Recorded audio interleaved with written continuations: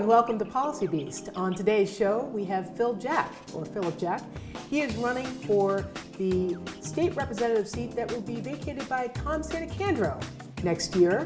That's the 7th Middlesex District, representing Ashland and Framingham. But before I get into too much detail, I want to welcome Phil to the show. Thank you, Makita. Great to be here. Thank you for coming on and telling my pleasure. us a little bit about yourself. And I'm just gonna jump right in. Sure, go ahead. Phil Jack, why are you running for the seat?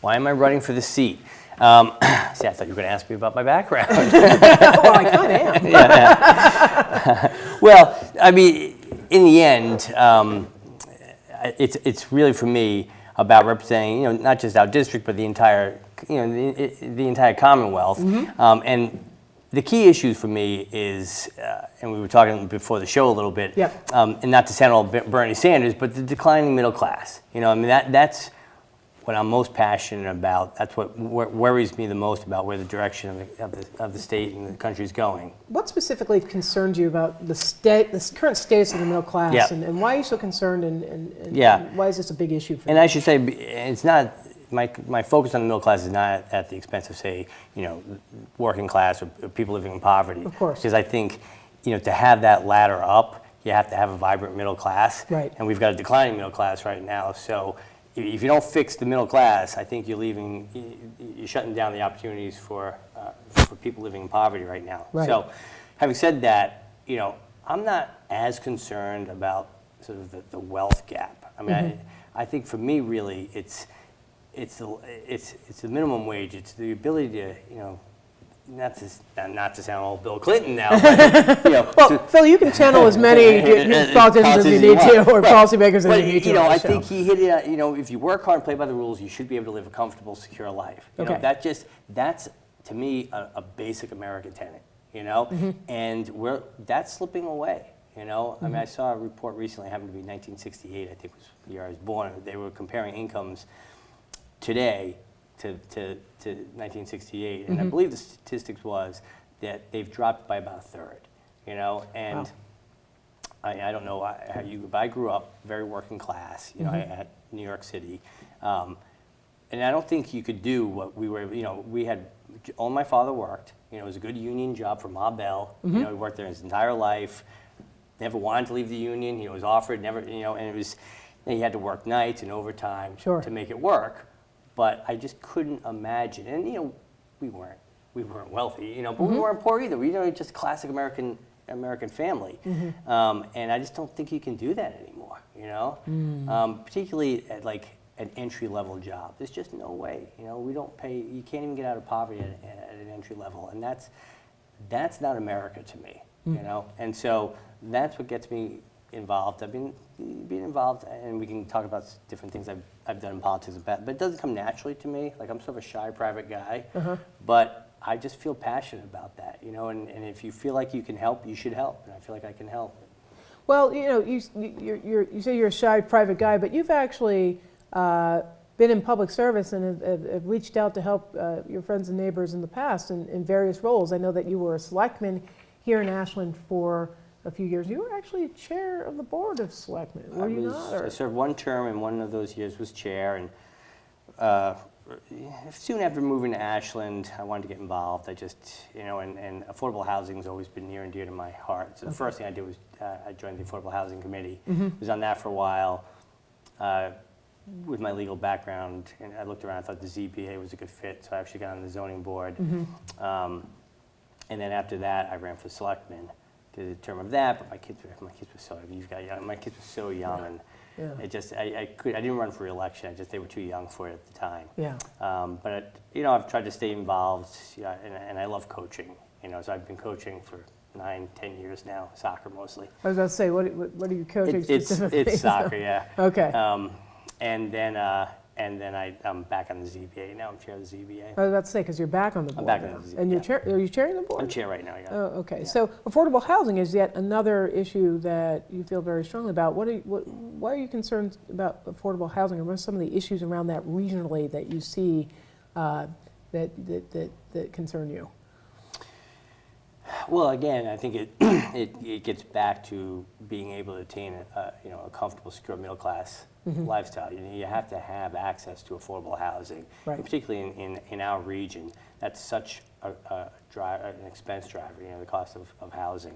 This is actually one of the most expensive regions in the country to live in. I mean, here in New York, San Francisco. San Francisco, yeah. I mean, yeah, and in fact, back I can't imagine it's gotten any better. Back when I was a selectman, we did a housing study, and it was talking about affordable housing in town, the 40Bs, and it turned out that a third of the residents in town would qualify for affordable housing. So it wasn't, there's just an incredible need for more affordable housing, be Right. it rental or home ownership.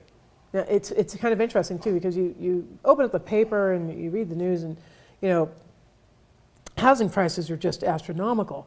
And it used to be, I think when my husband and I were initially looking for homes 2 million years ago, Yeah. one of the standards for planning was that housing should be 30% of your Right, of your budget. of your budget. And it's laughable when you It's, say it, I'm laughing right. because now, I mean, most people are paying well over half.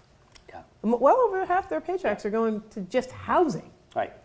So what's And left for anything so else? no wonder people don't have enough to retire on, and Right. put away money for education, which is crazy expensive. Right. Right. So So that seems to be another huge issue, and again, complicating things for not just the middle class, but for everybody. I mean, for the working poor and Yep. middle class, it just seems to be another one of those barriers Yeah. to entry that you're talking Yeah. about to a middle class lifestyle. and I think middle class opportunities. were I fortunate enough to get elected, that would definitely be an area that I'd want to focus on. Okay. You also worked to bring the Metro West Regional Transit Authority into being, correct?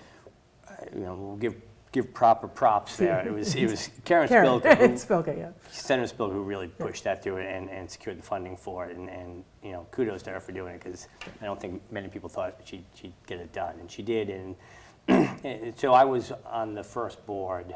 I think I was the second chair of that organization. That was a fun time. Ed, the guy runs, is a very great guy. And What did you find so rewarding about that work?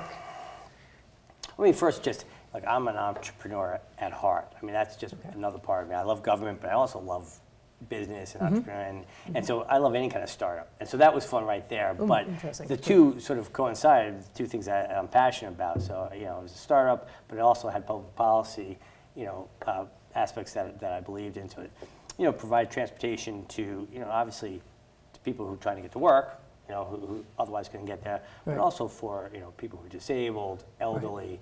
So it's in many ways, it's a lifeline for some people who would otherwise be shut-ins. Right. So now when I ride by, I always sort of, if I see one going by, I sort of try to see through the window, see how much ridership, and I haven't talked to Ed in a while. It looks like ridership is up, which I'm very happy to see. It does look like people are using, I mean, this is anecdotal, but it looks like people are using it, Yeah. the service and using it more. And, if you look at the routes, they kind of make sense for commuters and for folks who have to use it for other Right. reasons alike. I mean, it's not just elderlies and shut-ins, but I would imagine it's also teenagers who.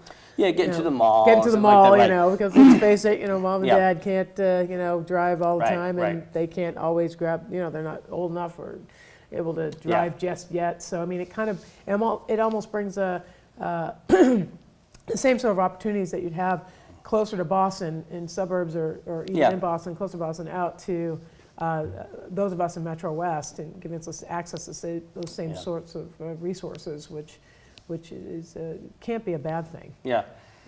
Yeah, I mean, I would have loved to have seen it expand more into, sort of reducing environmental reasons, reducing cars on the road. Right. I don't think we've been able to crack regional transportation like that in suburbia yet. Yeah. I don't think the ridership makes sense yet. The routes, we haven't hit a critical mass. But again, I've seen. It looks like, again, I agree anecdotally. It looks like ridership is up, particularly among people who, sort of prime time, rush hour getting rush to hour work. folks, yep. Which I'm very pleased to see. That's always a good thing. Not all. I don't even know if, it's hard. different modes of transportation are very difficult to sort of arrange if you don't have a car when Right, you're out. right, But right. we've got great taxi services out here, and they're Yeah, wonderful. yeah. But sometimes you need a little bit more around that. Phil, what exactly is the Metro West Growth Management Committee? Now, I don't even know if it's still called that, to tell you the truth. Okay. So when I got on the Board of Selectmen, I was very interested in regional collaboration, so the RTA and then that organization. And so some of it's got to do with transportation, but it was just a mechanism for different communities, leaders from different communities to get together and discuss regional issues. Okay. And you were a part of that. I was part of that, right? Part of that, Yeah, I think I keep following the same chair before me. The guy who was the chair before me on RTA was chair on that, and then I was the second chair on that. So that was, it's growth management, so a lot of it is, focused on development and smart development. Okay. And that seems to again being like a theme that runs through some of your interests in the policy. Yeah, definitely. Issues that, and we still, we've got probably an override question coming up. Yep. In Ashland. In Ashland. And that structural deficit's been there at least back when I was a selectman, and I'm sure it preceded me. And the hope, at least what I wanted to explore a bit was, could we, through regional collaboration, reduce costs, improve services? It's tough. No municipality wants to cede any control to another municipality. Sure. So, we've been working with Huntington for a while to get joint fire, for instance. right. And we'll see if it ever happens. If it makes sense, I think it will. But but anyway, that was the genesis of why I was interested in that. I was hoping we could save some. You talked a little bit about smart growth when you were describing this to me. And that's an issue that seems to come up every once in a while, especially in Ashland when we're talking about planning, the future of the town. I'm sure in Framingham this is also something that people in Framingham are concerned about as well. For those of us who are watching who aren't really familiar with some of the issues around that, I think that might be good to explain and talk about because that is something regionally that not only our selectmen and our local officials are involved in, but also our state officials play a part in it as well. So. Yep. I don't know if there's a good definition for. I think smart Right. growth means something different to different people. Right. Right. And for me, a lot of it, and I think this is reflected in state legislation too. It revolves around transit. So the smart growth districts usually around T stops. So we could have it's like a 40R or something at our. A T 40R stop. is a. Well, it's like a smart growth. It allows you to have higher density typically. Okay. In areas that are, and it's been now. I'm reaching back here a little It's okay. bit, but It's all right. in areas that I think are walkable a certain distance to public transportation. Right. And which makes sense, So you see it in urban centers. It makes sense. So you have higher density growth. People can get to the road. Right.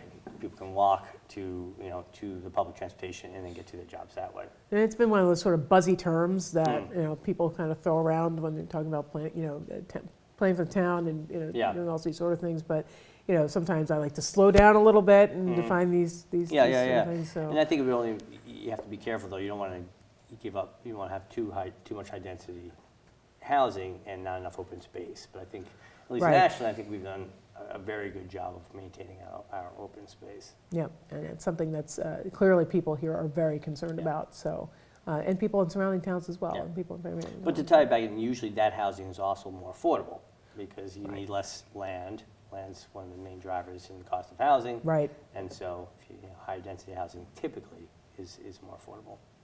So, we talked about some of the issues that you're very passionate about. Yep. You want to go up to Beacon Hill and make a difference.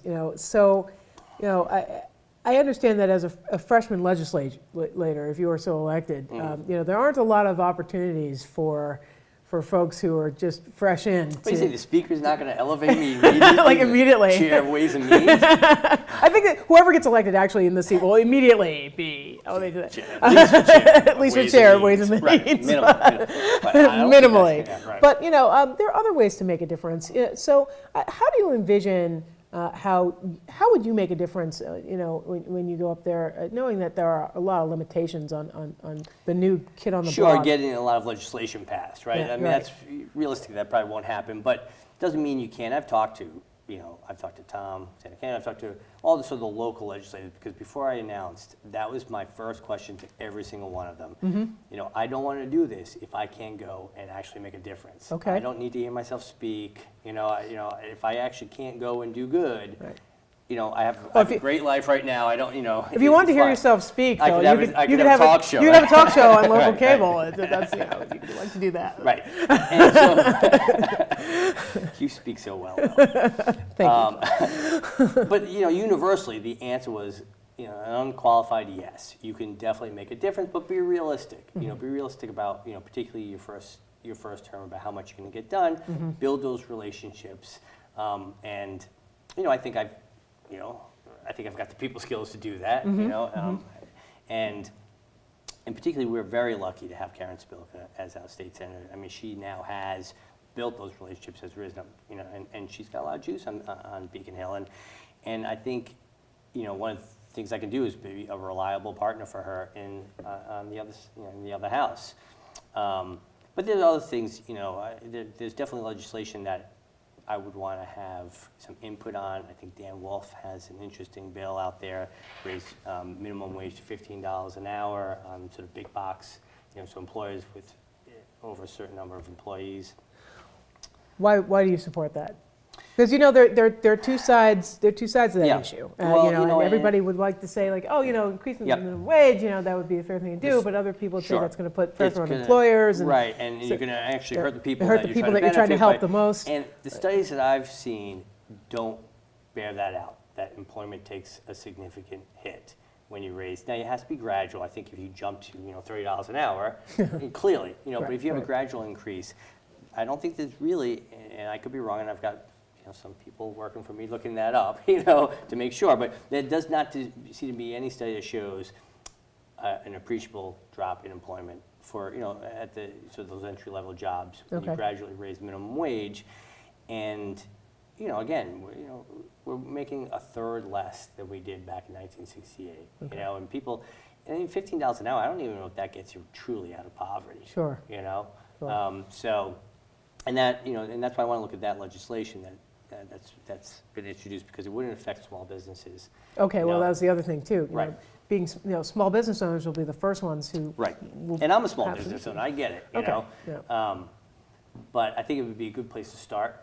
Okay. And I'd like to look into maybe tagging it to inflation. So you don't have the same battle over and over and over and over. All right. But that's one part of the answer, I think, to address entry-level jobs, make sure people can work hard, play by the rules, and Right. have a decent life. Mm-hmm. But the goal is not to have everyone in entry-level jobs. And Well, we that's the need other to- thing too. Right. So. So we need to create higher-paying jobs. Right. And I think Massachusetts has done a fantastic job at that. Biotech, clean energy, one of the leaders in clean energy, and I would absolutely support legislation to keep us at the forefront of that. One thing that I ask, I ask all folks who Yeah. come through and run for office here, we're a public policy show, public interest show. I always want to know why, we talked about some of the issues that you're passionate about, but why are you passionate about public service? Why is that important for you, and why do you think it's important in general? It's a good question, because I know, a lot of people who run for office sort of have this defining moment that they can point to, like, Right.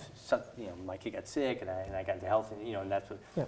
For me, I think, and we were talking a little bit about Donald Trump before the show started, and I don't think I've agreed with almost anything that's ever come out of that man's mouth on the campaign trail, except for when he was talking about New York recently, and New Yorkers, and I grew up in New York, and his, he's sort of describing that indomitable spirit of New Yorkers, which as a kid, I understood exactly what he was saying. I never thought of it as a New York thing. I didn't have enough of a worldview to think of, Right. It was an American thing to me,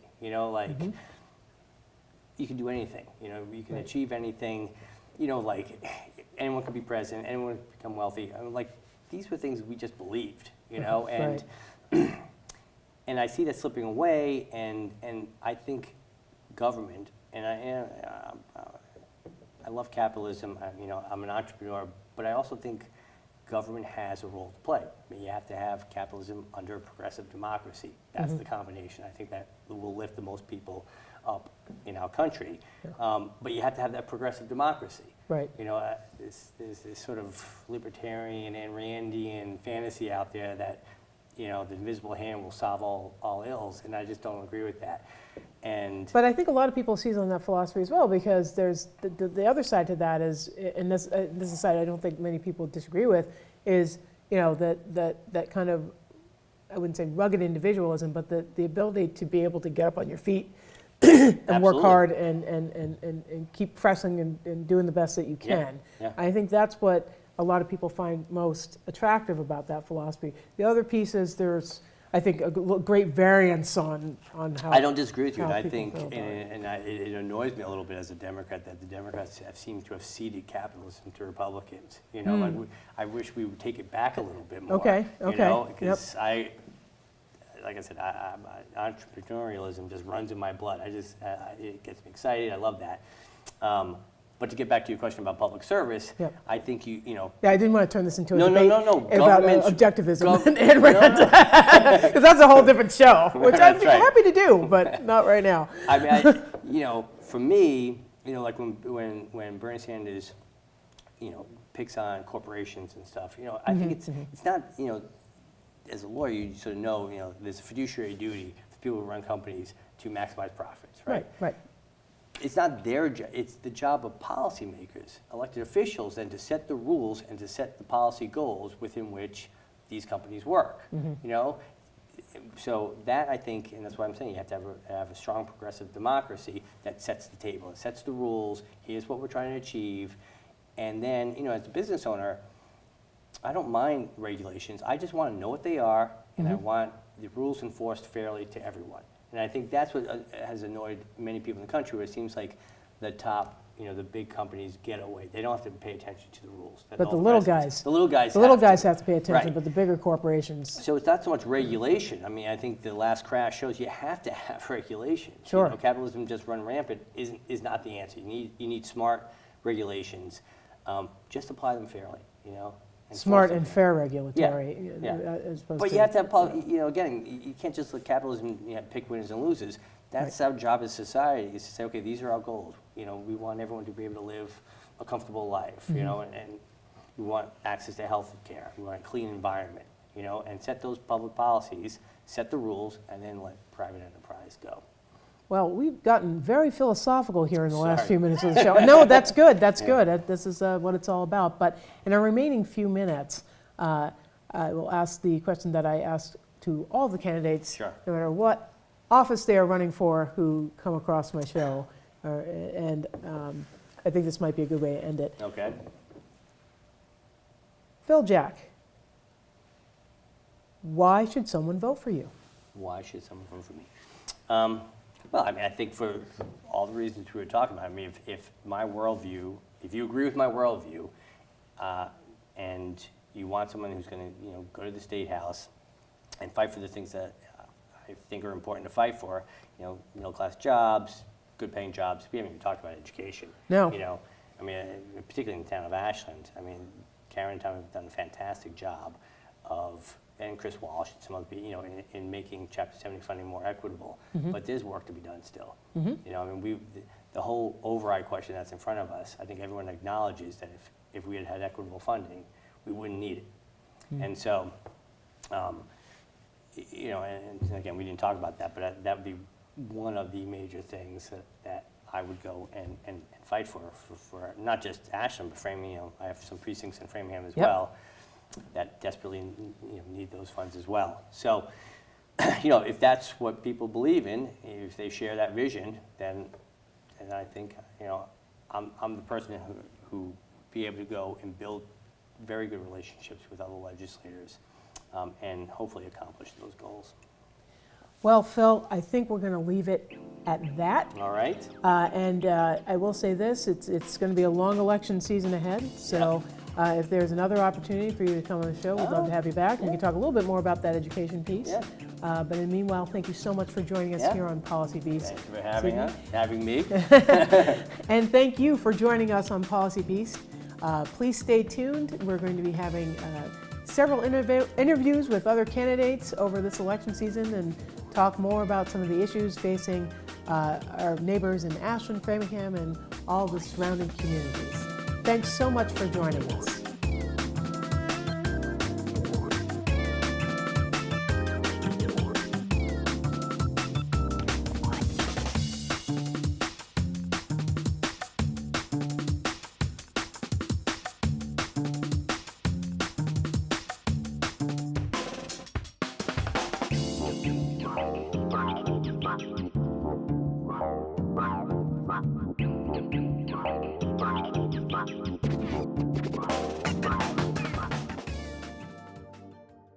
I care about public policy because it really dictates so many aspects of our daily lives in ways that a lot of people may not immediately recognize. Everything from the food that we eat, to the air that we breathe, to the cars that we drive, to the equipment that we use at work. These are all impacted by public policy and by policy that was put in place by lawmakers and fought for by regular citizens like you and me. It really dictates how we live our lives in this country. And I think that if we all have a better understanding of how these laws and these rules and these norms come about, we'll all be in a better position to help guide our lives and our future to something that we'd want it to be. So that's why I care so much about public policy. Why is Ashland so great? Ashland is awesome. The fact that we can do this show here in the mighty, mighty town of Ashland in Metro West in Massachusetts is incredible.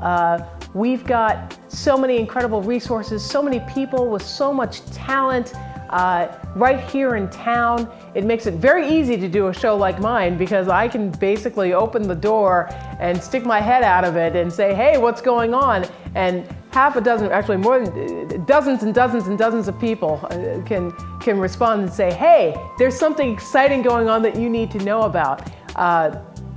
Ashland is awesome because of the people in Ashland. Ashland is awesome because of the talent in Ashland and the enthusiasm for the town and what we're trying to do and how we come together as a community. And I'm proud that Policy Beast is produced right here in the mighty, mighty town of Ashland.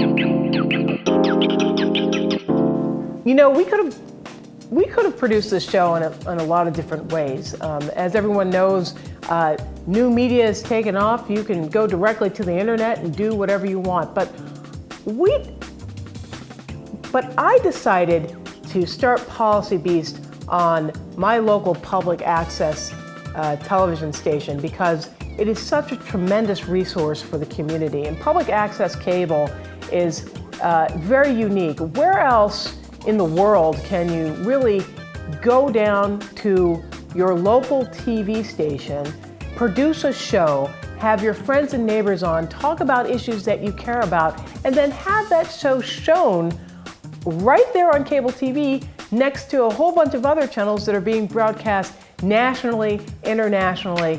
You know, it's special to be part of cable access. And yes, we're on the internet, we're on social media, and that is very, very important. But I felt that it was important to start here first. We'd love to hear from you here at Policy Beast, and there are a lot of ways to get in touch with us. You can follow us on Twitter at PolicyBeastTV. We have a Facebook fan page. Look us up on Facebook. You can also email us at policybeasttv@gmail.com. So many ways to get in touch, and we'd love to hear from you, and we'd love to hear about any kind of show ideas or any kind of topics that you'd like us to dive deep into.